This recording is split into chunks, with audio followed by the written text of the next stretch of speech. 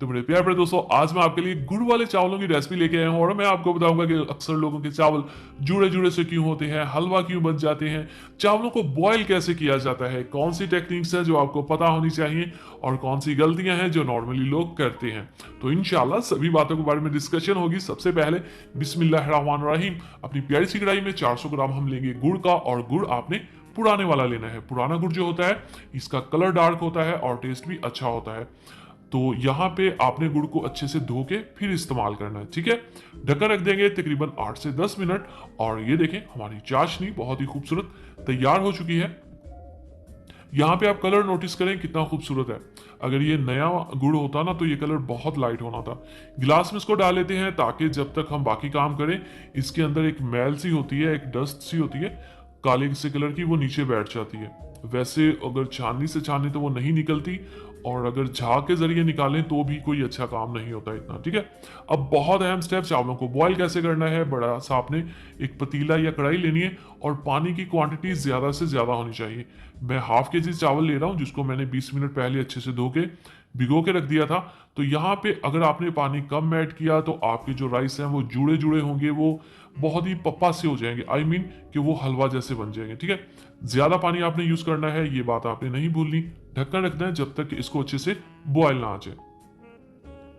ठंडे पानी के अंदर आपने चावल ऐड नहीं करने, क्योंकि जब तक आपने पानी गर्म करना है तब तक चावल वैसे ही नरम पड़ जाते हैं। तो यहाँ पे बॉल्स को, प्यालियों को अच्छे से साफ किया करें, कोई भी चीज जाया नहीं होनी चाहिए, चावल का एक दाना भी जाया ना हो। तो यहाँ पे अहम बात कि जब आपने चावल ऐड कर देने हैं, फ्लेम को आपने फुल कर देना है, एक दफा इसको आपने हिला लेना है और फिर इसके ऊपर रख देना है ढक्कन। तकरीबन 4 से 5 मिनट तेज फ्लेम के ऊपर आपने इसको बॉईल करना है। और कितना बॉईल करना है मैं आपको बताता हूं। आपने इसको फुली कुक नहीं करना, फुली बॉईल नहीं करना। इसके अंदर 2 कनी रहनी चाहिए। मैं आपको ये तोड़ के दिखाता हूँ, ये देखिए आप, ये हार्ड है थोड़ा सा, क्योंकि इसको हमने जब दम लगाना है ना तब इसको कंप्लीट कुक करेंगे। यहाँ पे लोग ज्यादा पका लेते हैं जिस वजह से वो बाद में राइस खराब हो जाते हैं। ठीक हो गया। तो 1/3 कप लेंगे हम कुकिंग ऑयल का, और इसको ज्यादा गर्म नहीं करेंगे। इसके अंदर ऐड करेंगे 4 से 5 लौंग और एक बादियान का फूल। ये लीजिए, यहाँ पे फ्लेम आपने नॉर्मली रखना है। ये है 3 से 4 छोटी इलायची, बहुत अच्छी खुशबू होती है। और बहुत अहम चीज इस रेसिपी की वो है ये सौंफ। तकरीबन 1 टीस्पून मैंने सौंफ का लिया है, और फ्लेम देख लें आप, बिल्कुल नॉर्मल है। इन चीज़ों को आपने हल्का सा जस्ट यहाँ पे फ्राई करना है।